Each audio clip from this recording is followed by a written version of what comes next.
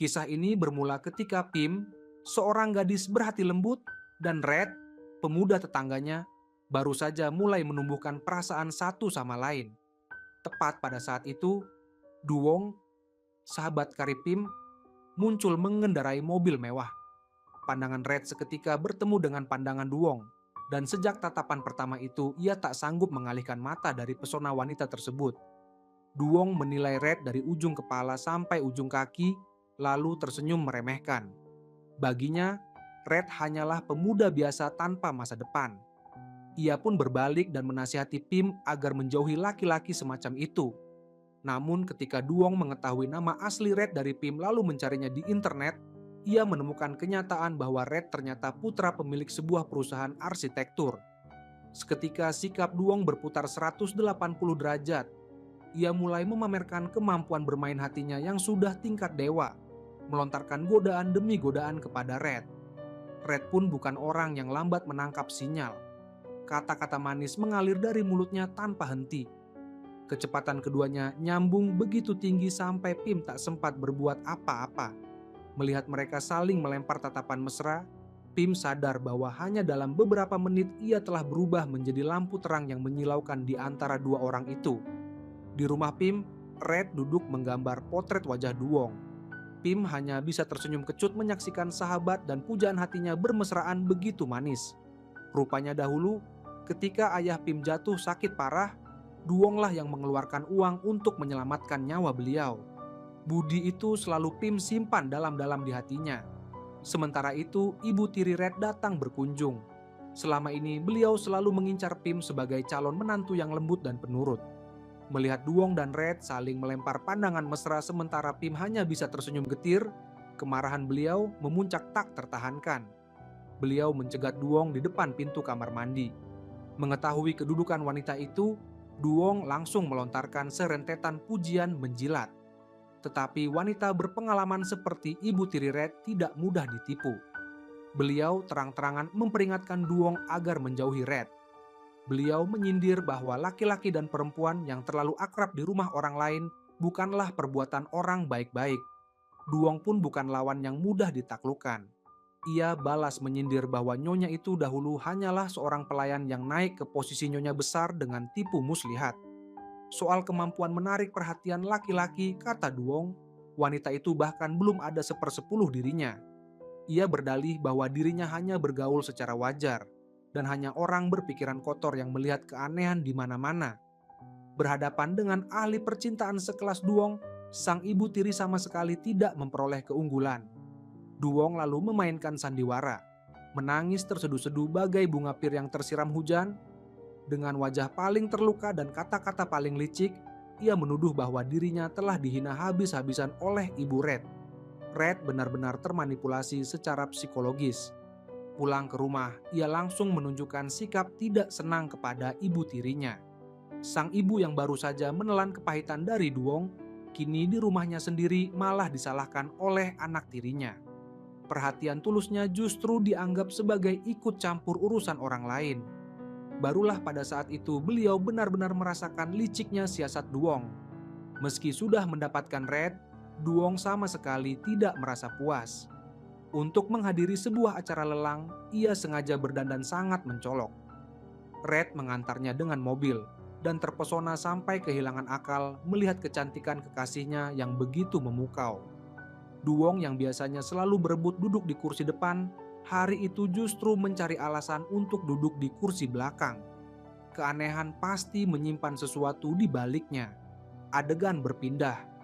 Wanita ini baru saja merebut kekasih sahabatnya. Namun begitu berbalik badan ia sudah melempar tatapan menggoda kepada Tekban, seorang pengusaha kaya yang hartanya berlipat-lipat lebih banyak. Sementara itu, Red yang polos masih berdiri setia di luar pintu, tekun menggambar potret wajah Duong. Seusai pesta, Red dengan gembira menyerahkan lukisan itu kepada Duong. Wanita itu hanya memuji sekenanya, lalu melemparkannya begitu saja ke samping. Meski hatinya sudah muak, Duong tak berniat melepaskan begitu saja rencana cadangan ini. Cukup dengan beberapa rengekan manja ditambah sebuah ciuman. Keesokan harinya, Red sudah menurut mengantarnya memilih cincin berlian. Trik semacam ini patut dicatat baik-baik. Namun harga 300.000 baht membuat Red, yang baru saja lulus kuliah, bercucuran keringat dingin. Pada detik Red mengembalikan cincin itu ke dalam kotaknya, Duong hanya bisa tersenyum kaku. Sejak hari itu, Duong semakin dingin kepada Red. Dahulu ia masih mau, meski setengah hati, duduk di belakang sepeda motor kekasihnya. Kini ia menolak mentah-mentah, mengeluh dan mencibir, karena tak sudi lagi hidup susah. Tepat ketika Duong sedang paling muak kepada Red, Tekban justru melancarkan pukulan telak dengan menghadiahinya kalung seharga 3 juta. Ditimbang di atas neraca, sebagai perempuan penuh perhitungan, Duong tentu tahu siapa yang harus ia pilih. Trik pura-pura terpeleset yang sudah menjadi andalannya pun dilancarkan, dan sang pengusaha kaya yang berpengalaman itu langsung masuk perangkap. Setelah semuanya diputuskan, adegan kencan mesra mereka justru terpergok oleh Pim sendiri. Pim menuntut penjelasan mengapa Duong merebut Red lalu memperlakukannya seperti itu. Tanpa perubahan air muka sedikit pun, Duong menyatakan bahwa Red masih orang paling penting baginya. Tetapi jika suatu saat ada perubahan, Pimlah orang pertama yang akan ia beritahu. Tepat ketika Red sedang begadang lembur membanting tulang demi cincin berlian itu, Tekban justru berhasil melamar Duong di sebuah bar. Red yang lugu akhirnya berhasil membeli cincin idamannya. Duduk di dalam toko, sudut bibirnya tersenyum sendiri tanpa ia sadari. Pim yang mendengar Red hendak melamar justru menyarankan agar Red menemui Duong lebih dahulu untuk memastikan perasaan mereka. Red yakin sepenuhnya bahwa Duong pasti akan menerimanya. Melihat wajah bahagia Red, Pim tak tega membongkar kenyataan. Ia memilih pergi mencari Duong seorang diri. Di rumah Duong, Pim terperanjat menemukan undangan pernikahan Duong dan Tekban. Pada saat yang sama, Red datang dengan pakaian rapi sambil membawa cincin untuk menemui Duong. Melihat undangan itu, ia seperti mati rasa. Saat mendongak, kekasihnya justru berjalan mendekat sambil menggandeng lengan pria lain. Red tak percaya pada matanya sendiri. Ia berteriak menuntut penjelasan dari Duong. Apa maksud semua ini? Namun jawaban yang ia terima bagaikan seember air dingin yang disiramkan ke wajahnya. Ia sadar dengan penuh amarah bahwa dirinya hanyalah ban serep. Ia menerjang menarik Duong untuk meminta kejelasan, tetapi malah didorong Tekban sampai jatuh tersungkur ke tanah. Red begitu sesak. Kekasihnya berubah menjadi calon istri orang lain, dan ketika ia yang seharusnya melawan, justru dirinya lah yang dirugikan. Tepat ketika ia hendak membalas, Duong melangkah maju menghalangi di depan Tekban. Ketulusan Red seketika berubah menjadi bahan tertawaan. Cintanya yang membabi buta membuatnya tampak hina. Sementara Duong justru melindungi tunangan kayanya sambil melontarkan kata-kata pedas. Perempuan cerdas selalu tahu memilih pelabuhan yang baik. Apalagi perempuan seistimewa dirinya tentu harus memilih laki-laki paling unggul untuk dinikahi. Barulah pada saat itu Red tersadar sepenuhnya. Duong malah balik menyalahkan Pim, mempertanyakan mengapa ia sampai membiarkan Red melihat undangan itu. Sama sekali tak merasa dirinya bersalah. Melihat sahabatnya memutarbalikkan fakta, Pim menasihatinya agar hidup dengan sedikit lebih berhati nurani. Duong langsung berbalik muka dan berdalih bahwa justru karena dirinya terlalu istimewa, Red harus mati-matian bekerja setiap hari agar pantas bersanding dengannya. Ia melakukan semua itu, katanya, supaya Red tidak lagi menderita, dan peran jahat terpaksa ia tanggung sendiri. Melihat sahabatnya menyalahkan diri sendiri, Pim justru merasa iba dan memeluknya untuk menghibur, tanpa menyadari sama sekali bahwa di sudut bibir Duong tersungging senyum penuh kemenangan. Apakah Duong perempuan paling licik? Itu belum tentu. Tetapi Pim jelas perempuan paling polos. Duong akhirnya berhasil menikah dengan Tekban si pengusaha kaya. Sementara Red, setelah mabuk berhari-hari, langsung mengalihkan sasarannya kepada Pim. Tetap dengan cara lama, mengantar jemput dengan sepeda motor dan menggambar potret wajah. Trik-trik yang dahulu ia gunakan untuk memikat Duong kini diterapkan persis sama kepada Pim. Bedanya hanya satu. Dahulu Duong hanya menanggapinya sekenanya, sedangkan Pim terharu sampai ke dasar hatinya. Setelah menikah, Duong menunjukkan watak aslinya. Kalau tidak pergi berbelanja, ia pergi berpesta. Suaminya yang kaya raya sampai memohon agar ia mau diam manis di rumah. Kalimat itu justru langsung membuat Duong murka. Ia mendadak lepas kendali, merusak pakaiannya sendiri, dan berteriak bahwa ia bukan hanya akan tetap pergi, tetapi akan pergi dengan pakaian compang-camping itu. Tak seorang pun bisa menghalanginya. Tekban terperanjat ketakutan. Ia mengira telah meminang seorang gadis terhormat. Siapa sangka yang ia dapat justru ratu pesta yang keras kepala. Susah payah baru berhasil menjaring kura-kura emas. Mana mungkin Duong membiarkan dirinya rugi. Melihat Duong berfoya-foya tanpa batas, sekaya apapun Tetsban tetap tak sanggup menanggungnya. Ia mengancam akan memotong uang saku istrinya menjadi setengah. Ancaman itu sama sekali tak berarti. Duong langsung mengangkat telepon, menghubungi ayah kandungnya, meminta 1 juta baht sekaligus meminta dikirimi tiket pesawat agar bisa pulang ke rumah. Ia tak sudi tinggal bersama suami pelit itu barang sedetik pun lagi. Melihat istrinya yang bermulut tajam dan licik, Tetsban murka, merebut ponsel itu lalu membantingnya sampai hancur, sambil membentak bahwa kalau mau ponsel, belilah sendiri. Sebagai ahli percintaan, inilah pertama kalinya Duong bertemu lawan yang membalas setimpal. Ia geram bukan main. Adapun ayah Duong mendengar putrinya yang baru saja menikah sudah bersikeras hendak bercerai. Beliau terguncang hebat, jatuh terjerembab di tangga dan meninggal dunia. Duong seketika memainkan peran anak perempuan yang malang. Di pemakaman ayahnya sendiri, ia melihat Pim datang bersama mantan kekasihnya. Red sengaja menggenggam tangan Pim erat-erat dengan angkuh menyatakan bahwa dirinya sama sekali tidak hancur karena ditinggalkan. Malam itu juga, Red melamar Pim. Hari peringatan kematian ayah mantan kekasihnya berubah menjadi hari peringatan lamarannya. Trik Red ini sungguh tak kalah dari sang mantan. Duong mengajak Pim minum teh sore, memamerkan bahwa dirinya bernasib bagai putri raja. Setiap kali berbelanja, suaminya justru menganggap ia membeli terlalu sedikit. Kata-katanya sekaligus menyindir dan menyanjung. Ia memuji Pim dan Red sebagai pasangan yang serasi, sebab keduanya sama-sama bernasib banting tulang, dan cinta yang dibangun dari susah payah bersama pasti memberi pengalaman yang berbeda. Kata-kata penuh muslihat itu ternyata terdengar seluruhnya oleh Red yang berdiri di belakang. Duong yang gelagapan langsung memberi Red sebotol parfum untuk memecah suasana canggung. Di depan kekasih pria itu, ia dengan santainya memberikan parfum favorit sang mantan. Sungguh puncak kelicikan. Red tak mau berurusan dengan Duong dan menyuruhnya agar berhenti membuang-buang pikiran. Perdebatan keduanya di mata Pim dan orang luar justru tampak persis seperti sepasang kekasih yang sedang merajuk.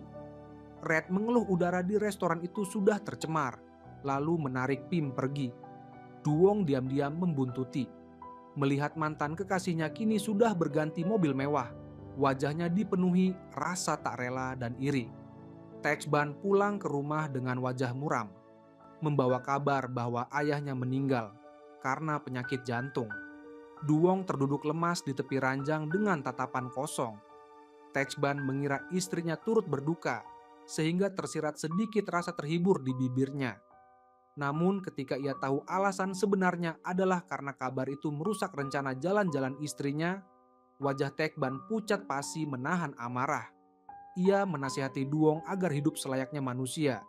Tetapi Duong sama sekali tak mau mengalah dan terang-terangan menyatakan bahwa ia tak sanggup berpura-pura berduka. Setelah berkata demikian, ia menyibakkan rambutnya dan pergi, meninggalkan suaminya tenggelam dalam duka dan penyesalan. Pim datang mengantarkan undangan pernikahan untuk Duong.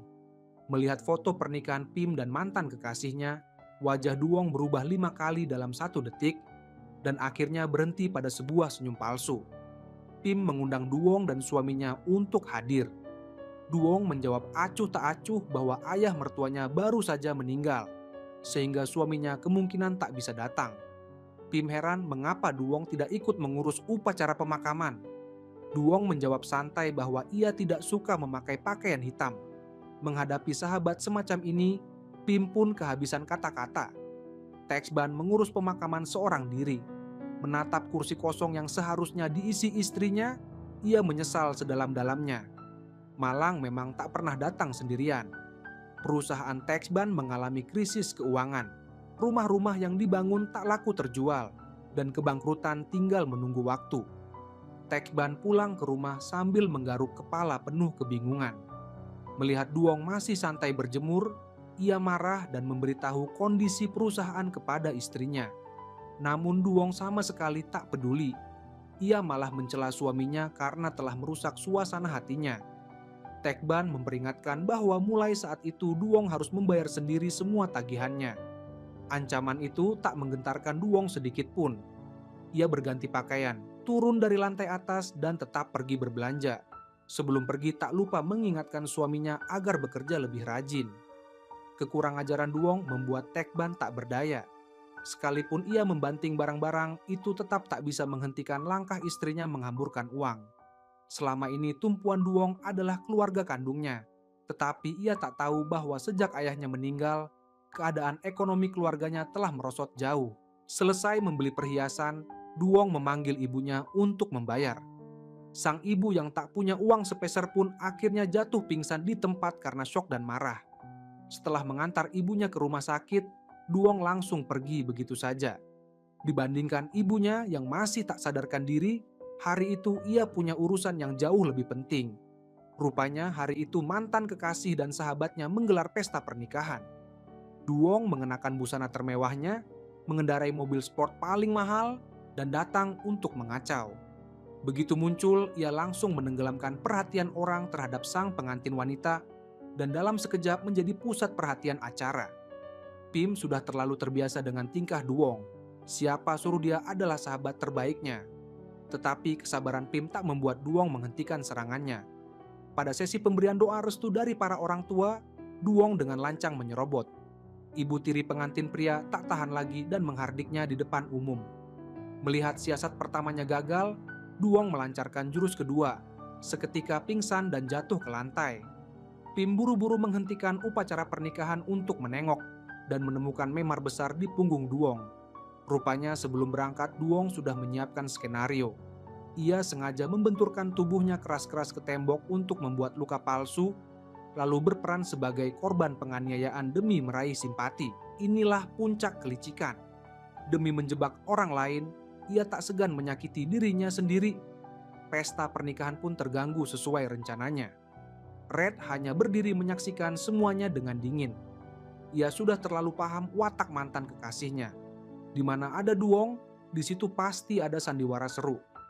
Red tanpa sungkan membongkar skenario Duong, menyindir bahwa sebaiknya wanita itu terjun saja ke dunia akting untuk menyelamatkan perfilman Thailand.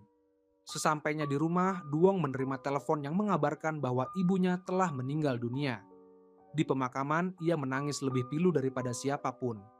Namun seluruh sandiwara itu dibongkar habis-habisan oleh anak perempuan pembantu rumah tangganya yang memakinya sebagai perempuan munafik dan durhaka.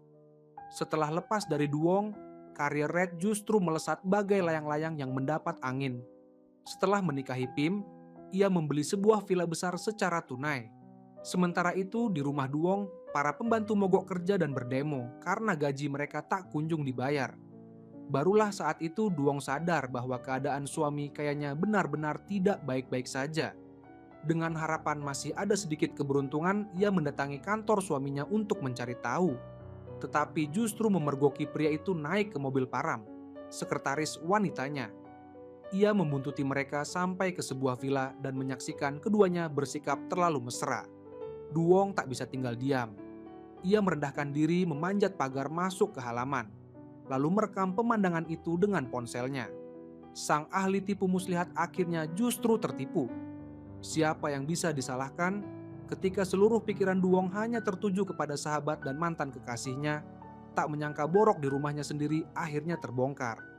Sesampainya di rumah, Duong membuka kartu di hadapan Tekban, mengejek bahwa suaminya sudah diambang kebangkrutan tetapi masih sempat bermain perempuan. Lalu langsung menuntut cerai secepat mungkin.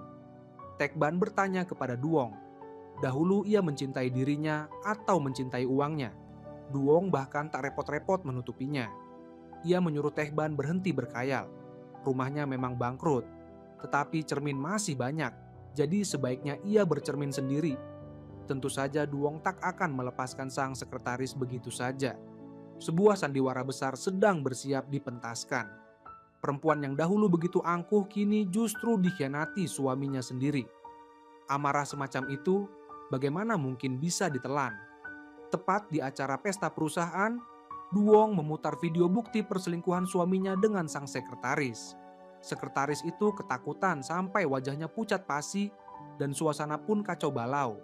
Saat itu Duong melangkah keluar bagai seorang ratu dengan gaun pesta merah menyala, penuh wibawa. Sang suami yang dipermalukan berbalik membentak dan justru menyalahkan Duong, mencelanya karena kerjanya hanya menghambur-hamburkan uang dan tak pernah menjalankan kewajiban sebagai seorang istri. Katanya, sekretarisnya memang orang ketiga, tetapi jauh lebih pantas menjadi istri daripada Duong. Belum selesai kalimat itu, Duong sudah membalas dengan sengit. Alasan pembelaan laki-laki memang selalu itu-itu saja, tetapi Duong tak sudi ambil pusing. Di matanya, seorang pengusaha yang sudah bangkrut tak lagi bernilai sepeser pun. Ia dengan tegas mengurus perceraian dan merebut kembali kehidupan lajangnya. Setelah bercerai, Duong pindah ke sebuah apartemen kecil. Karena kerjanya hanya makan dan bermalas-malasan, uangnya cepat habis. Ia terpaksa menggigit gigi menjual tas-tas bermereknya yang selama ini begitu ia sayangi. Meski begitu, uangnya tetap tak cukup, dan akhirnya satu-satunya mobil yang ia miliki disita oleh perusahaan penagih utang. Bandingkan dengan Pim. Ia bukan hanya tinggal di villa besar, tetapi Red juga memikirkan berbagai cara untuk membahagiakannya.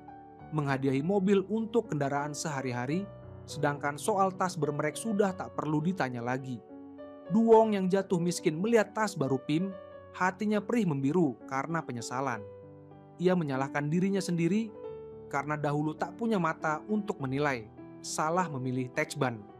Kalau tidak, kehidupan mewah Pim sekarang tentulah menjadi miliknya. Perbandingan antara kebahagiaan Pim dan kemalangan dirinya membuat Duong iri setengah mati. Tanpa pengalaman kerja, Duong ingin bekerja bersama Pim. Ia merengek meminta Pim mengenalkannya kepada sang mantan kekasih. Red yang sudah terlalu paham watak wanita itu melontarkan sindiran tajam. Namun Pim tetap membantu mencarikannya pekerjaan di sebuah perusahaan pariwisata. Meski mencela perusahaan itu terlalu kecil, keadaan yang sulit memaksa Duong menerimanya dengan berat hati. Baru saja pulang kerja, Duong langsung ditagih tunggakan sewa oleh pemilik rumah, sehingga ia diam-diam mengemasi barangnya dan kabur. Tak punya tempat berteduh, ia ditampung oleh mantan pembantunya. Baru saja masuk ke rumah orang, Duong sudah bergaya sombong seolah ia hanya menumpang sementara. Begitu menemukan tempat tinggal, ia akan segera pindah. Sebab rumah itu terlalu sempit dan tak sanggup menampung burung feniks emas seperti dirinya. Meski sudah jatuh miskin, tabiatnya sama sekali tak berubah. Duong mencela hidangan di rumah sang pembantu terlalu sederhana, lalu keluar ke restoran langganannya. Namun begitu membuka dompet, ia baru sadar uangnya tak cukup untuk membayar satu kali makan, dan terpaksa pergi sambil menahan malu.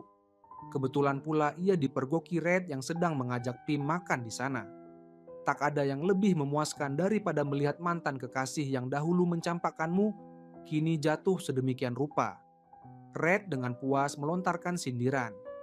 Duong memohon agar Red mengajaknya masuk makan bersama. Red menjawab dingin bahwa ia bukan orang yang mudah dimanfaatkan. Restoran tempatnya makan terlalu mahal, dan Duong pasti tak akan sanggup membayarnya. Setelah mengejek, ia langsung berbalik pergi. Meninggalkan Duong berdiri di sana nyaris gila menahan amarah. Menahan lapar, Duong pulang ke rumah sang pembantu untuk memakan sisa makanan. Dan di sana ia disindir oleh anak perempuan pembantu itu. Burung feniks yang jatuh bahkan tak sebanding dengan ayam kampung. Duong bukan orang yang mau kalah. Ia langsung melemparkan piring makanan ke arah gadis itu. Adegan berpindah. Seorang pria pulang ke rumah dan memeluk istrinya dari belakang sambil memberikan ciuman mesra. Barulah ia sadar bahwa orang dalam pelukannya justru mantan kekasihnya. Terhadap perempuan yang mencampakkannya demi uang, Red merasa jijik luar biasa. Melihat wajah Duong yang kusam, ia marah dan menuntut penjelasan mengapa wanita itu bisa berada di rumahnya. Rupanya, Duong yang bangkrut dan kehabisan uang sewa terpaksa menumpang di rumah mantan pembantunya. Tetapi sifat angkuhnya sama sekali tak berubah. Keduanya bagai air dan api. Hanya karena sepiring bihun, mereka sampai terlibat baku hantam. Duong memang galak, tetapi sejak kecil ia hidup bergelimang kemewahan, sehingga ia terdesak sampai meringkuk di sudut ruangan. Akhirnya, Dengan penampilan mengenaskan, ia mendatangi sahabatnya Pim dan menceritakan keadaannya sambil membumbui di sana-sini. Ia bersimpuh di kaki Pim memohon perlindungan. Berjanji begitu uangnya cukup terkumpul, ia akan segera mencari rumah dan pindah. Melihat sahabatnya begitu mengenaskan, Pim iba dan mengangguk setuju.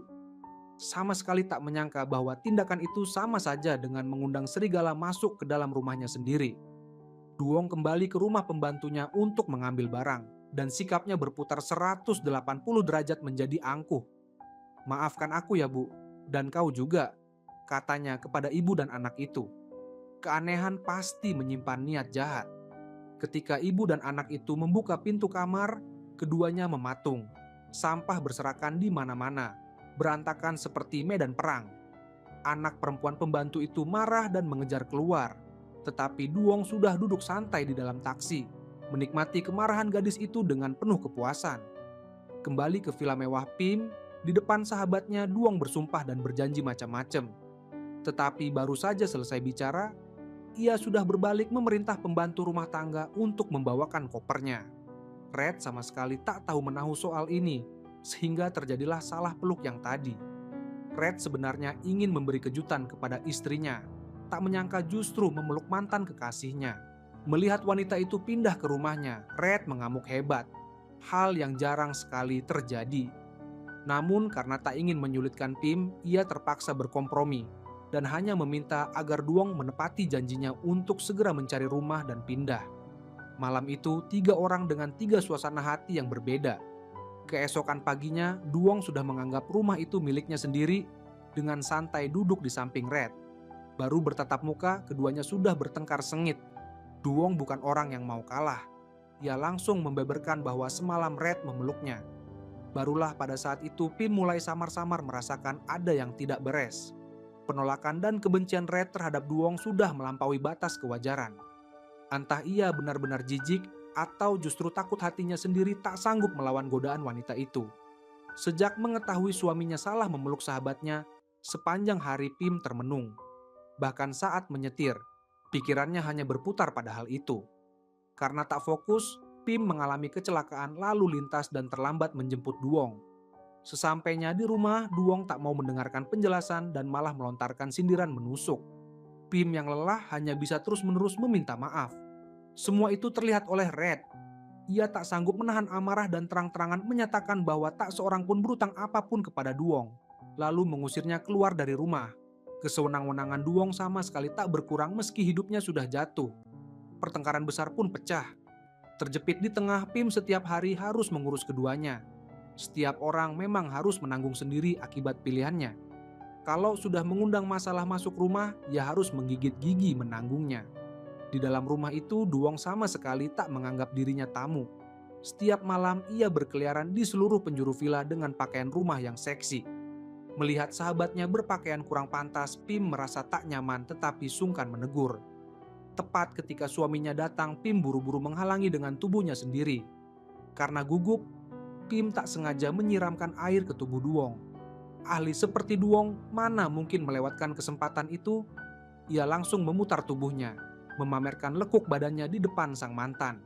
Sebenci apapun Red kepada Duong, pemandangan seperti itu, laki-laki mana yang tak goyah? Pim menatap suami dan sahabatnya dengan cemas. Kembali ke kamar, Red langsung menyalahkan Pim karena tidak mempercayainya. Ia menegaskan bahwa di hatinya hanya ada Pim seorang, dan apapun yang Duong lakukan tak akan menggoyahkannya. Mendengar itu, Pim buru-buru meminta maaf. Keesokan paginya, karena takut daya tahan dirinya tak cukup kuat, Red menyodorkan setumpuk katalog rumah sewa dan memaksa Duong memilih. Duong berdalih tak punya uang. Red menyatakan akan membayar dari kantongnya sendiri, asalkan wanita itu segera pindah. Merasa harga dirinya dilecehkan, Duong mengamuk di tempat sampai Pim yang berdiri di sampingnya pun ketakutan. Red tak mau memanjakan tingkah itu dan langsung menarik Pim pulang ke rumah orang tuanya. Pim menyadari kebencian suaminya yang tak wajar terhadap sang mantan, lalu mempertanyakannya. Jika benar-benar tak peduli, mengapa harus bersikap sekeras itu? Red tercekat, tak sanggup menjawab sepatah kata pun. Mengetahui Duong akan segera pindah, si pembantu tak bisa menyembunyikan kegembiraannya. Siapa sangka justru kegembiraan itulah yang membuat Duong memutuskan untuk tidak jadi pergi. Seorang pembantu pun berani meremehkannya. Duong tak sudi menelan kemarahan itu. Ia diam-diam bersumpah akan menjadi nyonya rumah di villa itu. Dan kita lihat saja nanti siapa yang masih berani bersikap kurang ajar kepadanya. Pim pulang ke rumah dan mengira Duong sudah pindah.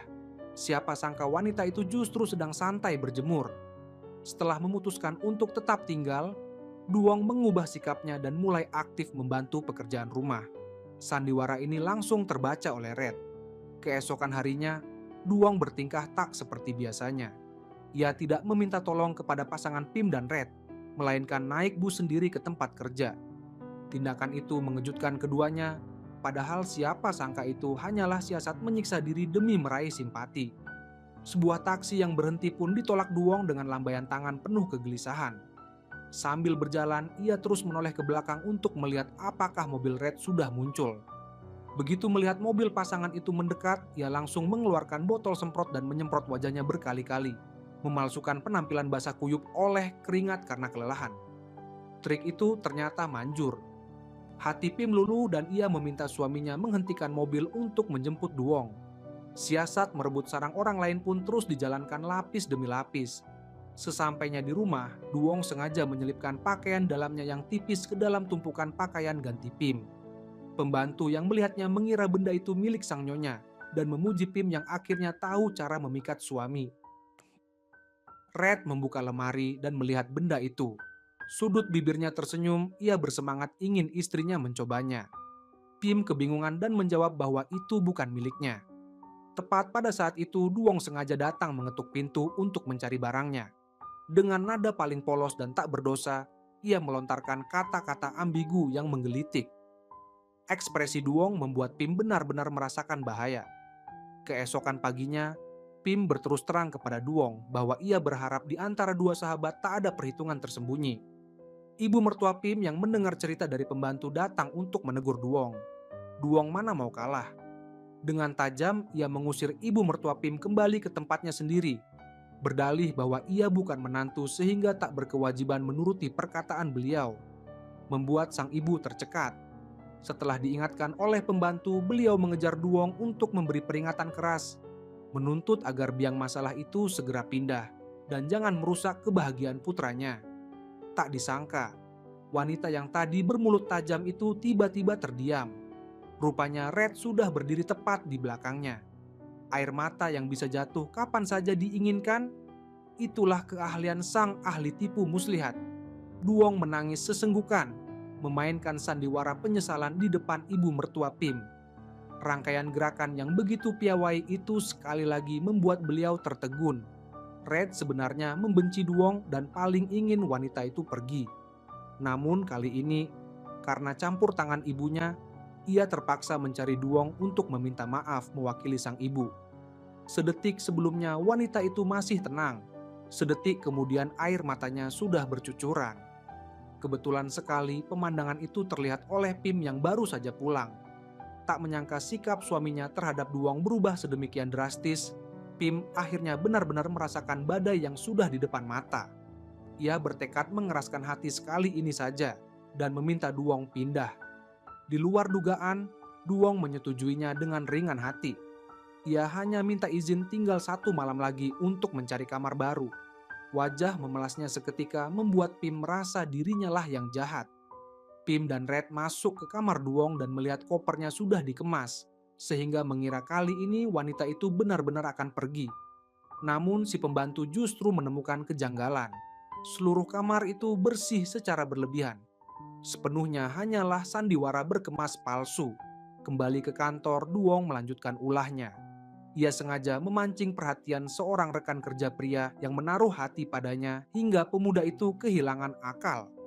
Selanjutnya, satu lirikan menggoda dipakai untuk menciptakan situasi salah paham dan menyeret pria itu ke dalam toilet.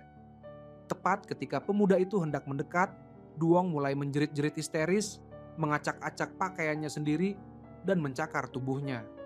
Orang-orang yang mendengar jeritan minta tolong berdatangan. Rekan kerja yang terjebak itu, sekalipun punya 100 mulut, tak akan sanggup menjelaskan. Duong berhasil meraih simpati orang banyak dan sekaligus menjadikan peristiwa itu alasan untuk mengundurkan diri. Kehilangan pekerjaan berarti tak punya uang sewa rumah, sehingga sekali lagi Duong punya alasan yang sah untuk tetap tinggal. Red tahu betul itu hanyalah permainan Duong, tetapi hatinya sendiri sudah mulai goyah tak terkendali. Di waktu senggang, pikirannya hanya dipenuhi bayangan wanita itu. Berhadapan dengan daya pikat sekelas itu, laki-laki mana yang sanggup bertahan? Duong berjanji kepada Pim akan pindah begitu mendapat pekerjaan. Tetapi begitu Pim berbalik badan, ia langsung melempar urusan mencari kerja ke belakang kepala. Ia santai berenang di kolam villa sahabatnya, sekaligus melontarkan godaan kepada Red. Sikap Red yang ingin memandang, tetapi takut memandang justru semakin memperkuat tekad Duong untuk merebut takhta nyonya rumah. Tanpa sengaja mendengar bahwa Red sedang mencari sekretaris, kesempatan emas seperti itu mana mungkin dilewatkan Duong. Tanpa memberitahu Pim, ia berlari ke kantor Red untuk melamar, lalu bertahan menunggu di depan ruang kerja pria itu.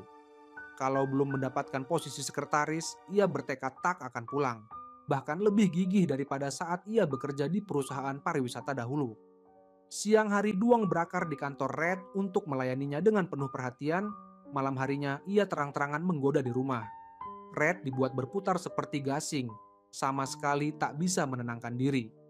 Tepat ketika semua orang mengira Duong akan menyerah, Dewi Keberuntungan justru tersenyum kepadanya.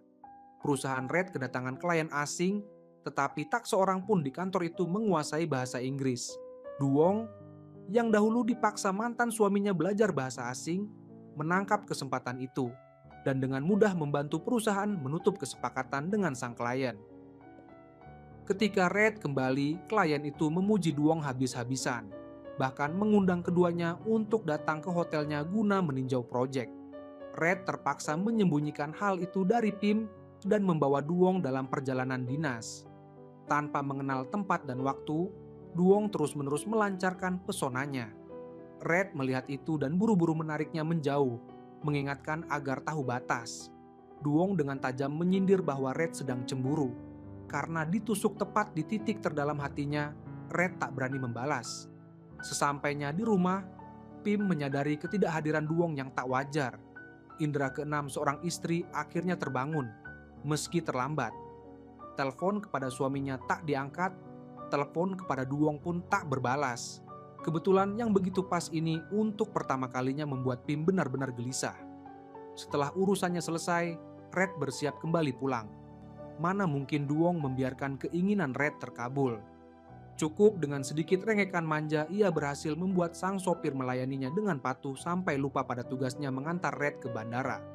Siasat Duong berhasil menahan Red 1 malam, dan 1 malam itu sudah lebih dari cukup baginya untuk mencapai tujuan. Adegan berpindah. Si perempuan licik dan suami sahabatnya meminum anggur merah di tengah alam terbuka. Ketika Pim menelepon, Red berbohong bahwa ia sedang dinas dan ketinggalan pesawat sehingga baru bisa pulang besok. Pim lalu menelepon Duong untuk memastikan kebenarannya. Untuk menyembunyikan jejak, Duong menyuruh pria itu menyalakan musik di dalam mobil, lalu berbohong bahwa ia sedang menghadiri pesta, menutupi kenyataan dengan sangat rapi. Setelah lolos dari ujian itu, Duong mulai memamerkan keahlian tingkat tingginya. Ia sengaja menumpahkan anggur merah ke tubuhnya sendiri. Meski tahu betul itu adalah umpan provokasi, secara naluriah Red tetap tak sanggup mengalihkan pandangan. Duong mendekat memeluknya dan mempersembahkan sebuah ciuman panas. Red pun jatuh sepenuhnya. Setelah melewati batas, Red terjerumus dalam penyesalan atas keputusan gegabahnya. Melihat itu, Duong langsung mengganti taktik dan memainkan kartu perasaan. Air mata dan kelemahan selalu menjadi senjata paling mematikan. Ia dengan penuh perasaan mengenang manisnya masa-masa perkenalan mereka, lalu menambahkan sebuah permintaan maaf sebagai pukulan terakhir. Seluruh benteng pertahanan Red runtuh, dan ia memeluk Duong sekali lagi. Sesampainya di rumah, Red bergegas memberikan bunga mawar kepada istrinya dan memesan makan malam romantis. Tanpa perlu berpikir pun kita tahu ada sesuatu yang sedang ia sembunyikan. Perhatian Red yang berlebihan justru membuat Pim merasa aneh. Kecurigaan istrinya membuat Red kikuk. Ia hanya bisa mengalihkan pembicaraan dengan kata-kata manis. Melihat foto kencan Pim dan Red, Duong mengamuk dan membanting barang-barang. Jeritanya membuat para pembantu pun ketakutan. Setelah tenang, ia langsung melancarkan serangan balasan, menata miniatur mobil dan sebotol anggur merah, menghiasinya dengan setangkai mawar merah, memotretnya, lalu mengunggahnya ke media sosial dengan keterangan yang penuh sindiran ambigu. Benar saja, Pim melihat foto itu dan mulai berprasangka. Semuanya berjalan persis seperti perhitungan Duong. Sepulang kencan, Pim dan Red mendapati Duong sudah berdiri di depan pintu dengan gaun tidur.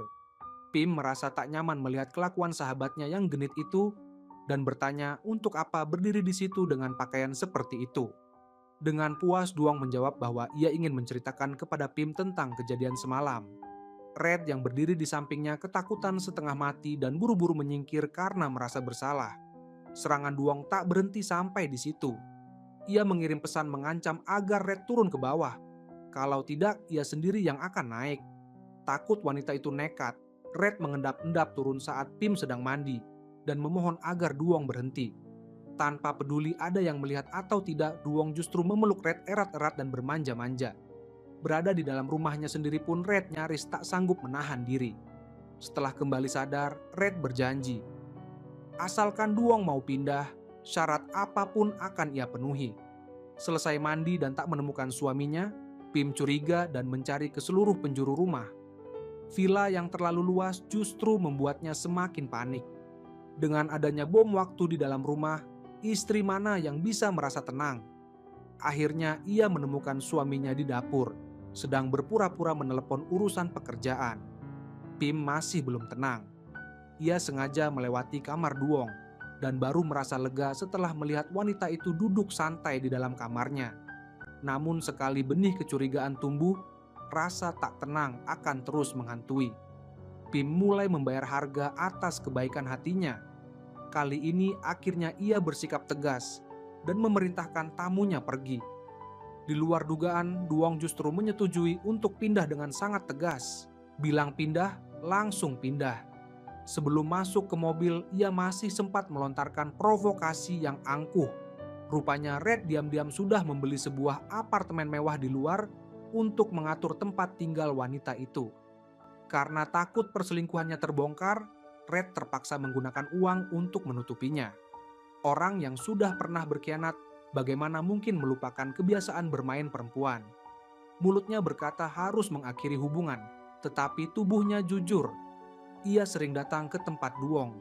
Sesampainya di rumah, ia kembali bersikap manis kepada Pim, memerankan suami yang mencintai istri dan keluarga, berputar-putar di antara dua perempuan.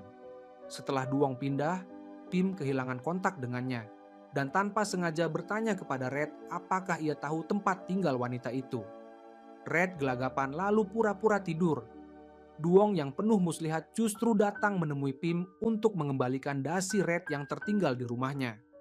Melihat dasi suaminya berada di tangan sahabatnya, Pim terguncang dan mendesak minta penjelasan. Duong berbasa-basi beberapa kalimat dan Pim pun menebak apa yang telah terjadi. Di satu sisi ada suami yang mengaku mencintainya. Di sisi lain ada sahabat karibnya. Kedua orang itu terang-terangan mengkhianatinya tepat di depan matanya. Pim memeluk dasi itu dan menangis terseduh-seduh. Pulang ke rumah, ia masih menyimpan harapan tipis dan bertanya kepada pembantu, apakah mungkin dasi Red tak sengaja terbawa ke dalam barang-barang Duong. Sang pembantu dengan tegas menyatakan bahwa ia sama sekali tak menyentuhnya. Secercah harapan terakhir Pim pun hancur berkeping-keping. Red kembali datang ke rumah Duong. Saat pria itu mandi, Duong diam-diam memotret jam tangannya dan mengunggahnya ke media sosial. Dengan keterangan ambigu, bersiap memberikan pukulan telak kepada Pim. Red pulang ke rumah dan melihat istrinya tertidur di ruang tamu karena menunggunya. Ia pun memasang wajah iba dan penuh penyesalan. Keesokan paginya, Pim melihat foto jam tangan di akun Duong, lalu membandingkannya dengan jam tangan suaminya yang persis sama di atas meja. Dengan hati perih, ia menanyai Red kemana pria itu pergi semalam. Red berbohong bahwa ia sibuk menjamu klien. Melihat suaminya berbohong tanpa berkedip, Pim terpaksa menunjukkan foto Duong beserta jam tangan itu. Red tetap bermuka tebal dan menyangkal habis-habisan, berdalih bahwa model jam tangan itu dijual di mana-mana. dan yang ada di foto sudah pasti bukan miliknya. Kehabisan cara, Pim mengeluarkan dasi itu dan meminta penjelasan. Red berkelit dengan canggung dan mencari-cari alasan. Setelah itu, Red langsung berlari ke tempat Duong untuk meminta pertanggungjawaban. Duong merengek-rengek mengaku tak bersalah, mengatakan bahwa ia hanya memotret secara kebetulan dan sama sekali tak memperhatikan ada jam tangan Red di dalam foto itu. Tentu saja Red tak percaya pada kata-kata licik itu. Sama-sama ahli berbohong, siapa yang bisa menipu siapa? Keduanya berdusta tanpa memerah wajah sedikit pun. Red dengan kasar menyatakan memutuskan hubungan, berbalik menuntut apartemen itu kembali, dan berkata akan menyewakannya kepada orang lain untuk mendapatkan uang. Duong murka bukan main. Ia sebenarnya alergi makanan laut, tetapi justru memesan 2 kotak besar. Sambil memegang seekor udang, ia ragu sejenak, tetapi akhirnya tetap memasukkannya ke mulut. Alasannya hanya satu, masuk rumah sakit. Kali ini ia bertekad mengorbankan diri menelan pil pahit, bertekad menjerat suami sahabatnya dengan erat dan menjadikannya miliknya seorang. Benar saja, Duong mengalami alergi dan seluruh tubuhnya dipenuhi bentol merah. Ia sengaja membuat dirinya sakit agar bisa dirawat di rumah sakit sesuai keinginannya. Pihak rumah sakit menelepon Red, dan Duong menipunya agar datang menjemputnya pulang, sambil bersumpah bahwa inilah kali terakhir ia merepotkan. Untuk melepaskan diri dari masalah, Red terpaksa datang ke rumah sakit. Duong memutar bola matanya, bersiap melancarkan siasat keji. Sebelum Red tiba, ia mengirimkan foto apartemen yang dibelikan pria itu kepada Pim. Menerima pesan itu, Pim baru sadar bahwa rumah yang selama ini ia idam-idamkan justru diberikan suaminya kepada sahabatnya sendiri. Ia melesat seperti orang kesetanan menuju tempat Duong, dan tepat memergoki suaminya dan Duong masuk ke rumah itu satu persatu. Semuanya berjalan sesuai perhitungan wanita itu. Sesampainya di rumah, Duong langsung berganti gaun tidur dan memanggil Red masuk ke kamar. Red sebenarnya berniat mengakhiri semuanya, tetapi melihat Duong seperti itu, hatinya kembali goyah. Ucapan laki-laki pada akhirnya memang hanya angin lalu. Pim naik ke atas sambil menangis. Dalam hatinya ia sudah membayangkan pemandangan yang akan ia lihat, tetapi ia tetap tak sanggup menahan diri untuk membuktikannya. Begitu pintu terbuka dan ia melihat sepasang pria dan wanita sedang bermesraan, dunianya runtuh sepenuhnya. Pim menangis meraung-raung. Dengan hati yang membeku, ia berlari keluar dan terduduk lemas di bawah guyuran hujan. Mengingat kembali semua petunjuk sebelumnya, barulah Pim sadar betapa butanya dirinya selama ini. Siapa yang bisa disalahkan? Ia hanya bisa menyalahkan dirinya sendiri, yang karena berbaik hati menampung sahabatnya, akhirnya justru mengundang malapetaka ke dalam rumah tangganya. Kau menganggap orang itu sahabat sejati, tetapi orang itu menganggapmu saingan cinta. Duong berdiri di lantai atas menatap dingin penderitaan dan keputusasaan Pim. Secara resmi memutuskan seluruh ikatan dengan satu-satunya sahabat yang ia miliki di dunia ini. Keesokan harinya, Red datang menemui Duong dan tetap bersikeras menyangkal hubungan mereka. Melihat kebohongan sudah menjadi tabiat pria itu, Duong akhirnya membuka kartu dan menuntut agar Red menceraikan istrinya. Adu mulut pun terjadi dan konflik memuncak. Sementara itu, Pim, perempuan yang dikhianati suami dan sahabatnya sekaligus, mengemasi barang-barangnya untuk bersiap bercerai. Baru saja turun ke bawah, ia sudah melihat sahabatnya bagai arwah penasaran menghadang di depan pintu. Melihat Pim, Duong langsung masuk ke perannya. Air mata bercucuran sambil memohon ampun. Pim menatap dingin sandiwara tunggal itu sama sekali tak tergoyahkan. Setelah Duong selesai berakting, Pim bertanya terus terang, "Kemampuan aktingmu ini bawaan dari lahir atau hasil belajar sendiri?" Melihat Pim tak termakan umpan, Duong menghentikan sandiwaranya dan berganti menyindir. Ia memuji keputusan Pim pulang ke rumah ibunya sebagai langkah yang sangat bijak, sebab dengan begitu Red tak perlu lelah membagi diri di antara dua pihak. Mendengar kata-kata angkuh Duong, Pim justru memutuskan untuk tidak jadi bercerai. Penderitaan kali ini ia anggap sebagai pelunasan atas budi Duong yang dahulu menyelamatkan ayahnya. Mulai saat itu keduanya tak lagi saling berutang apapun. Duong tertegun lalu mencengkeram Pim menuntut penjelasan. Red yang kebetulan datang menarik keluar wanita yang sudah lepas kendali itu. Menyaksikan sandiwara konyol tersebut, cangkang ketegaran Pim pecah berkeping-keping. Ia terkulai dan menangis tersedu-sedu. Kembali ke tempat Duong, Red setuju menyerahkan apartemen mewah itu, asalkan wanita itu mau melepaskan dirinya dan Pim. Namun Duong tak akan semudah itu mengabulkan keinginannya. Di rumah, Red dengan penuh perhatian menyiapkan makan malam bercahaya lilin untuk menebus kesalahannya kepada Pim. Tepat ketika keduanya sedang berusaha memperbaiki hubungan, Duong juga selesai menyiapkan makan malam dan menelepon untuk mendesak Red datang. Red memutus sambungan telepon dengan tegas, dan wanita itu langsung menelepon Pim. Dengan genit Duong meminta Pim menyampaikan pesan kepada Red. Kalau bubur di rumah terlalu sulit ditelan, silakan datang ke tempatnya untuk berpesta. Pim gemetar menahan marah, tetapi berusaha menjawab dengan tenang. Red sedang turun langsung ke dapur untuk melayaninya, jadi tak sempat makan di warung pinggir jalan. Setelah menutup telepon, Pim menuntut penjelasan dari suaminya. Apakah ia masih diam-diam berhubungan dengan Duong? Red panik dan menyangkal. Pim memaksanya membuka ponsel untuk membuktikan. Melihat riwayat panggilan di sana, kebohongan Red kembali terbongkar. Kebohongan Red yang sudah menjadi kebiasaan membuat emosi Pim meledak. Sekali benih ketidakpercayaan tumbuh, yang tersisa dari sebuah pernikahan hanyalah saling menyiksa. Provokasi Duong pun belum berhenti. Ia mengunggah foto latihan yoga ke media sosial dengan keterangan yang berbau sindiran, membuat Pim gemetar menahan marah. Tak mau membiarkan wanita itu berpuas diri, Pim membalas lewat media sosial dengan memamerkan cincin berlian pernikahannya, sekaligus menyindir bahwa Duong hanyalah kerikil yang menggelinding di pinggir jalan. Pim dan rekannya sedang memandu sebuah program siaran radio. Duong menelepon ke saluran interaktif sebagai pendengar, lalu menceritakan tanpa ditutup-tutupi bahwa ia menjalin hubungan gelap dengan suami Pim. Setelah itu, bagaikan maling teriak maling, ia justru menyalahkan Pim yang tak mau mengalah demi kebahagiaan orang lain. Pim menahan air matanya. Kemarahannya seakan tersangkut di tenggorokan sehingga ia tak sanggup melontarkan satu pun kalimat balasan. Siapa yang tak butuh harga diri, dialah yang menang. Pim memutuskan mengakhiri lelucon itu. Baru saja hendak memutus sambungan, Duong merengek minta izin mengucapkan satu kalimat terakhir. Dan kalimat itulah yang menjadi pukulan telak, menusuk dalam-dalam luka di hati Pim. Kata-kata Duong bagai petir yang menyambar, menghancurkan baju zirah ketegaran Pim sampai air matanya tumpah ruah.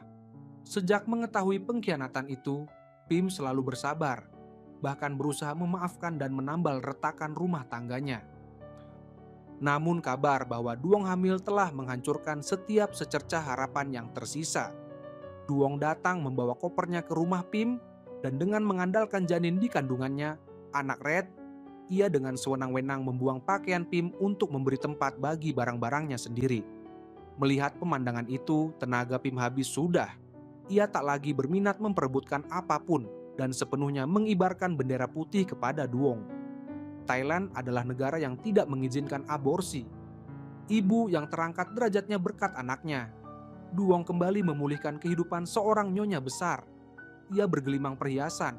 Kalau tidak pergi berbelanja, ia makan di restoran mewah. Apapun yang ia inginkan, anak itu selalu ia jadikan tameng. Red hanya bisa menelan pil pahit sambil berpura-pura manis. Sementara Duong menikmati kehidupan nyaman hasil rampasannya, Pim yang penuh luka harus mendatangi vihara untuk mendengarkan ajaran, berharap segera melewati krisis batinnya. Tetapi melepaskan tidaklah semudah itu. Meski mulutnya melafalkan doa, pikirannya terus dipenuhi bayangan pahit tentang suami dan sahabatnya. Emosinya kembali runtuh. Kepergian Pim sama sekali tak membuat Duong menahan diri. Ia dengan seenaknya menuntut agar semua foto Pim dibuang. Red menanyakan sandiwara apa lagi yang hendak ia mainkan. Duong menjawab bahwa melihat foto-foto itu membuatnya mual. Mungkin karena bayi di kandungannya tidak menyukainya. Alasan yang dibuat-buat itu bahkan tak sanggup diterima oleh para pembantu. Red memungut foto dirinya bersama Pim yang tergeletak di lantai dan menitikkan air mata penyesalan. Buah pahit yang ditanam sendiri, sekalipun sampai menangis tetap harus ditelan sendiri. Adegan berpindah. Perempuan ini dengan mengandalkan kehamilannya dari suami orang, bertingkah angkuh dan menganggap langit selebar daun kelor. Melihat ibu mertuanya tak memberi wajah ramah, ia langsung berpura-pura mual. Sang ibu mertua memakinya dengan tajam, terang-terangan menyebutnya perempuan tak tahu diri dan menyuruh Duong berhenti bermain dua muka. Jelas-jelas dia sendiri yang tak senang, tetapi malah menyeret-nyeret bayi sebagai alasan. Duong bisa menginjakan kaki di rumah itu semata-mata karena keluarga menghormati sang bayi. Jadi jangan mengira dirinya bernilai tinggi. Duong memeras habis segala hak istimewa seorang ibu hamil. Apapun yang ia minta, janin itu selalu ia jadikan ancaman. Meski terang-terangan membenci Duong, Red terpaksa bersabar demi anaknya. Dalam hati ia menghitung, begitu bayi itu lahir, ia bisa terbebas. Dan saat itulah ia akan memohon maaf kepada Pim, mantan istrinya, agar hidupnya kembali ke jalurnya. Setelah pergi dari rumah demi menyembuhkan luka hatinya, Pim pergi membantu di sebuah restoran di kampung halaman adik perempuannya. Dunia memang sempit. Restoran itu ternyata milik Tekban, mantan suami Duong. Mengetahui Pim ditindas oleh mantan istrinya sampai sedemikian rupa, Tekban memutuskan membantunya melewati luka itu dan menahannya untuk bekerja sebagai manajer. Setelah berhari-hari bersama, Tekban menumbuhkan perasaan kepada Pim. Sibuk dengan pekerjaan, luka hati Pim pun perlahan sembuh. Red yang melihat foto keakraban keduanya menjadi cemburu buta. Pada hari pembukaan restoran, Red menyerbu datang. Begitu melihat Tekban bersikap akrab dengan Pim, ia langsung menerjang dan berkelahi, berteriak menuntut penjelasan dengan kecemburuan yang tak masuk akal. Entah berapa kali seorang pria yang menghamili sahabat istrinya sendiri harus dimaki agar setimpal. Pim menasihati Red agar berhenti bersikap kekanak-kanakan. Cermin yang sudah pecah tak akan pernah kembali utuh. Lebih baik keduanya bercerai baik-baik. Red berteriak bahwa ia tak akan pernah mau bercerai, menyiratkan bahwa Pim adalah miliknya seorang, dan tak seorang pun boleh merebutnya. Tekban terang-terangan menyatakan bahwa begitu perceraian Pim selesai, ia akan mengejar wanita itu. Pim untuk sementara sulit menerima pernyataan cinta tersebut dan memilih menghindar. Berdiri di samping mereka, adik perempuan Pim tak sanggup menahan air mata. Ia sudah lama diam-diam mencintai Tekban selama hari-hari bekerja bersama, tetapi Tekban hanya menganggapnya sebagai adik. Melihat pujaan hatinya terang-terangan mencintai kakak kandungnya sendiri, siapa yang sanggup menahan perasaan itu? Hari-hari Duong menggunakan janin sebagai jimat untuk berbuat sewenang-wenang akhirnya sampai pada penghujungnya. Setelah bersabar berbulan-bulan, Red akhirnya menunggu tibanya hari kelahiran itu. Dari balik kaca melihat putranya yang baru lahir, Red terharu sampai menitikan air mata. Begitu berbalik, ia langsung pulang ke rumah, menghapus seluruh jejak Duong, mengeluarkan kembali foto-foto Pim dari gudang dan menggantungnya memenuhi dinding. Hanya menunggu Pim pulang untuk berkumpul kembali. Sang ahli tipu muslihat setelah melahirkan mendapati perlakuan terhadap dirinya merosot tanpa rem. Begitu anaknya lahir, pria itu justru menghilang. Duong menyuruh sopir mengantarnya mencari Red, tetapi ibu mertuanya mana mau memanjakan kelakuan semacam itu. Beliau memperingatkan Duong agar berhenti membuat onar. Ia tak punya hak sedikit pun untuk memerintah siapapun. Ibu mertua yang bermulut pedas itu memaki dan mengusirnya keluar. Baru saja melahirkan dan tubuhnya masih lemah, Duong sama sekali bukan tandingan ibu mertuanya. Ia terpaksa membiarkan beliau membawa dirinya dan bayinya kembali ke rumah lama. Duong melimpahkan seluruh kesalahan atas hilangnya Red kepada Pim. Para pembantu memanggil Pim datang dan Duong kembali memainkan sandiwara ratu drama. Berpura-pura lemah, meneteskan air mata, memohon agar Pim mengembalikan Red. Katanya, bayi yang baru lahir tak mungkin hidup tanpa seorang ayah. Pim sudah kebal terhadap kemampuan akting wanita itu. Ia tahu betul air mata hanyalah senjata untuk mencapai tujuan. Melihat cara halus tak berhasil, Duong langsung menyeka air matanya dan berbalik menggunakan cara keras. Ia mencela Pim yang hidup terlalu munafik karena terus mengulur waktu dan tak mau bercerai dengan Red. Katanya, ia bersabar semata-mata karena menghormati persahabatan mereka berdua. Kata-kata Duong yang tak tahu malu itu membuat Pim tercengang. Pim balas menyindir bahwa sandiwara ini dari awal sampai akhir hanya ditulis dan dimainkan sendiri oleh Duong, dan penyebabnya adalah ayah bayi itu yang bermuka tebal dan tak mau menandatangani surat cerai. Setelah berkata demikian, ia melemparkan foto dirinya bersama Red yang ada di meja ke tempat sampah. Pertengkaran itu berakhir tanpa pemenang, dan hal itu membuat Duong sangat geram. Pim datang ke villa untuk mengambil barang-barangnya. Red memeluknya erat dan memohon maaf, berjanji Duong tak akan lagi mengganggu mereka. Pim menjawab dengan tenang bahwa masalah mereka berdua saat ini sudah tak ada hubungannya dengan Duong, melainkan karena ia sudah tak lagi mencintai Red. Melihat pria itu, yang ia rasakan hanyalah sesak di dada. Jika Red masih menyisakan sedikit rasa untuknya, hendaklah ia menyetujui perceraian dan mengembalikan kebebasan Pim. Melihat ketegasan Pim yang dingin, Red tahu air yang sudah tertumpah tak mungkin dikembalikan ke wadahnya.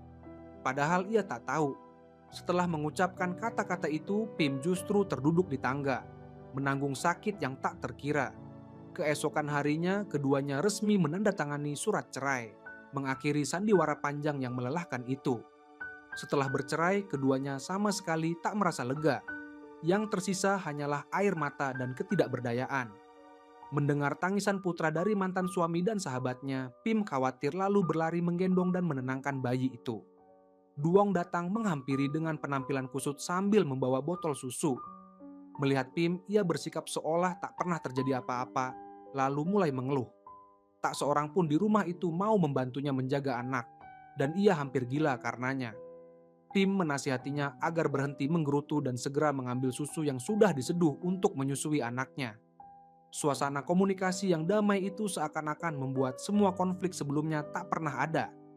Duong buta sama sekali soal merawat bayi. Ia menyeduh susu bubuk dengan air mendidih dan nyaris mencelakakan anaknya sampai harus dirawat. Perempuan semacam ini justru dengan mudah bisa hamil dan melahirkan. Sementara Pim yang sudah menyiapkan segala macam pengetahuan tentang ibu dan bayi justru menanti-nanti anak tanpa hasil. Melihat kecanggungan Duong, Pim menuntunnya langkah demi langkah mengajarinya cara merawat bayi yang baru lahir. Kisah antara si nomor satu dalam tipu muslihat dan si nomor satu dalam kebaikan hati ini sungguh sulit dipahami oleh orang luar. Melalui pembantu dan ibu mertuanya, Duong mengetahui kabar bahwa Pim dan Red sudah bercerai dan bahwa mantan suaminya, Tekban, sedang mendekati Pim. Ia mencari di internet dan benar saja menemukan foto keakraban keduanya. Melihat penampilan Pim yang anggun dalam foto itu, lalu membandingkannya dengan wujudnya sendiri yang kusut di cermin. Hati Duong yang penuh ambisi kembali berdetak tak karuan. Ia memutuskan meninggalkan tempat itu untuk kembali membuat kekacauan di luar. Ia mengobrak-abrik barang-barangnya, mencari benda berharga untuk dijual. Saat berganti pakaian dan melihat tubuhnya yang melar, ia marah dan melampiaskan kekesalan pada barang-barang di sekitarnya. Ketika Duong pergi berbelanja dan menghambur-hamburkan uang, ia kebetulan bertemu orang yang dikenalnya, Suratin, seorang pengusaha perhiasan. Ketika dua orang yang sama-sama licin bertemu, pasti ada saja hal menarik yang terjadi. Suratin melontarkan serangkaian rayuan sampai perempuan yang baru saja melahirkan itu sedikit terpana, karena kembali diperlakukan istimewa. Sebagai ahli nomor satu, Duong sama sekali tak termakan kata-kata manis itu. Dengan taktik mundur untuk maju, ia berkata bahwa hari sudah larut dan mereka bisa berjanji lain kali kalau ada waktu.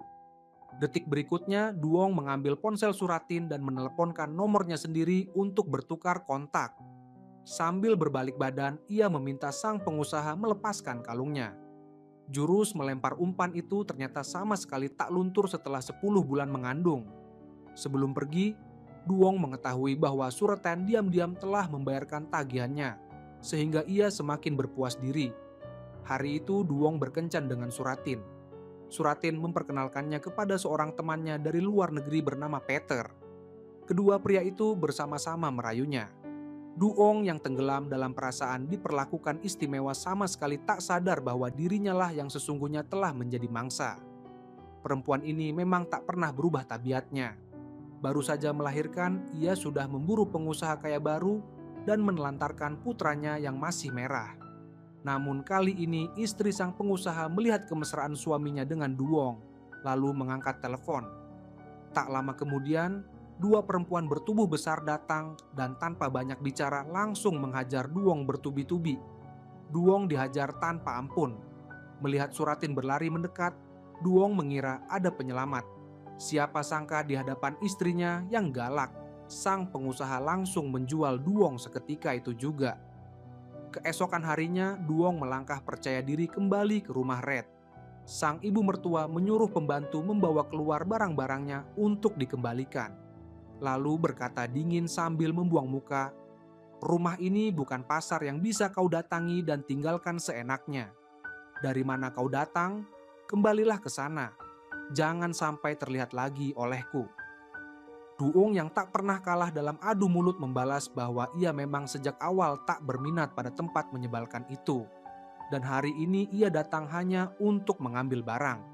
Akhirnya ia merendahkan diri, meminta izin kepada Red untuk menggendong anaknya sebentar.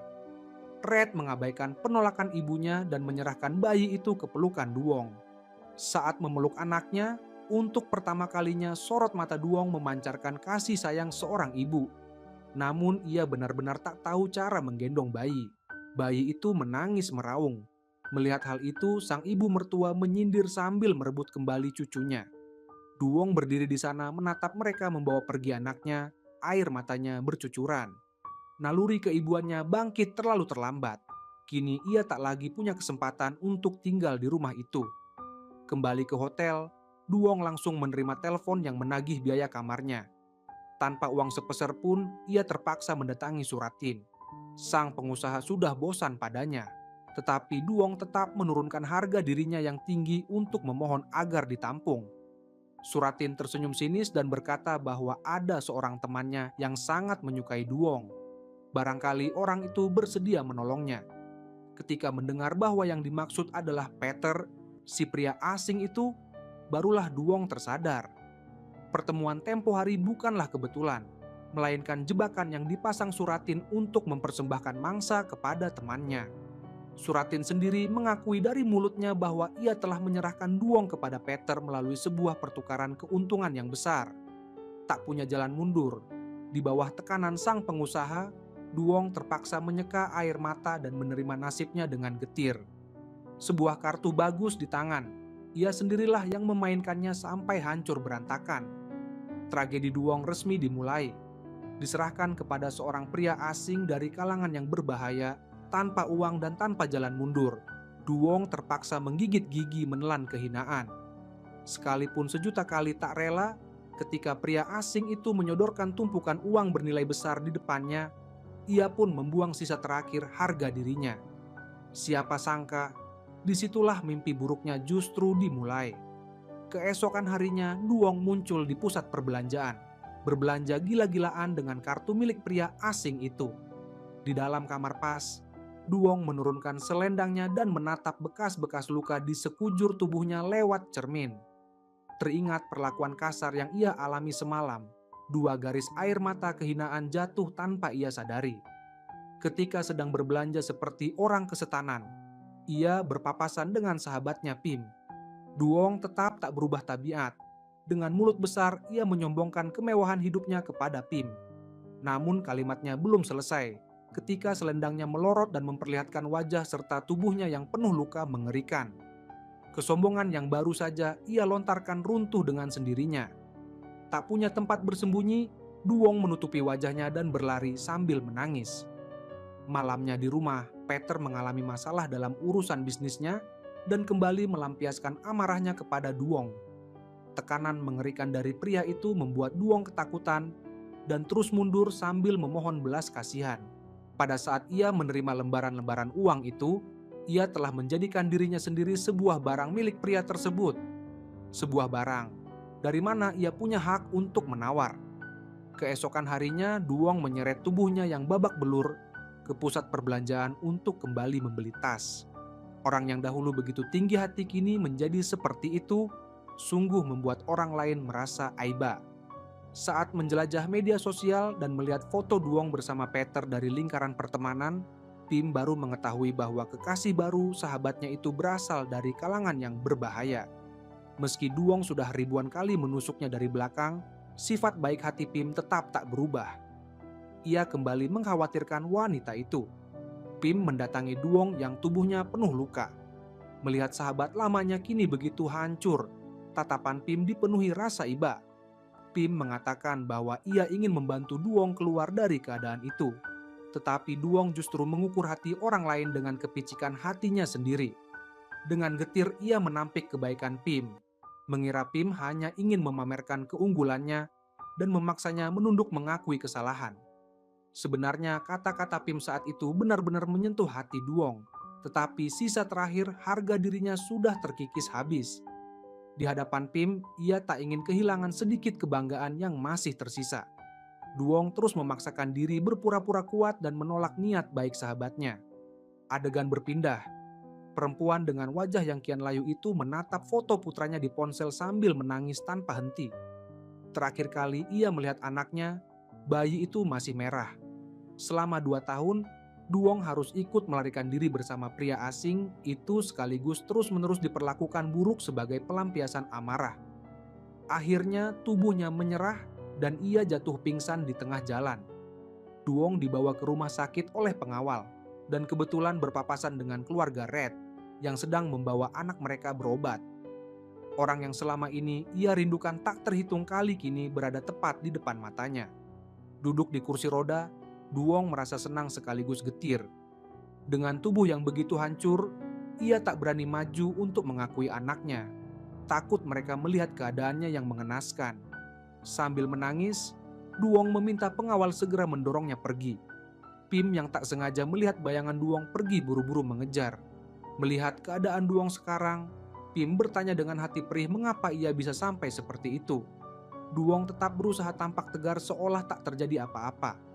Pengawal yang mengawasi Duong memperingatkan Pim agar tidak mencampuri urusan orang lain, lalu menyeret Duong pergi dengan kasar. Rombongan Pim berdiri menatap sosok yang dahulu begitu angkuh dan percaya diri, kini berubah menjadi begitu mengenaskan. Berbagai perasaan bercampur aduk di dalam hati mereka.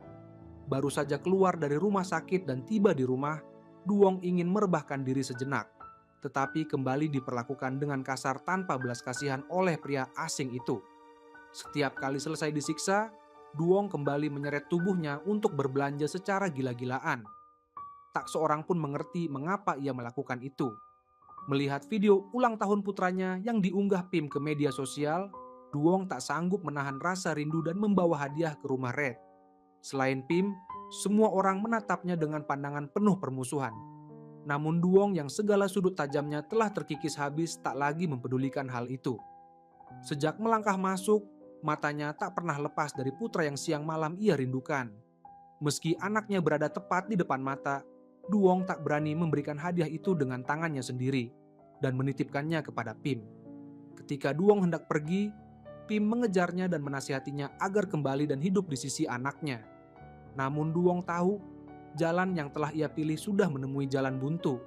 Sebelum pergi, ia menitipkan kepada Pim agar merawat putranya dengan baik. Di perjalanan pulang bersama pria asing itu, mobil mereka dikejar oleh musuh. Dalam pelarian tersebut, seakan merasakan firasat akan akhir hidupnya, di benak Duong hanya terlintas sekilas wajah putranya. Sebuah kecelakaan tak terduga pun terjadi. Duong akhirnya terbebas dari cengkeraman pria kejam itu, dan sekaligus berpisah selamanya dengan anak yang paling ia cintai. Sebelum pergi, Duong meninggalkan sebuah surat wasiat untuk Pim. Seluruh hartanya diwariskan kepada putranya. Rupanya setiap kali diperlakukan buruk, ia berbelanja gila-gilaan justru untuk mengumpulkan harta bagi anaknya. Sedangkan seluruh tas bermereknya ia tinggalkan untuk Pim.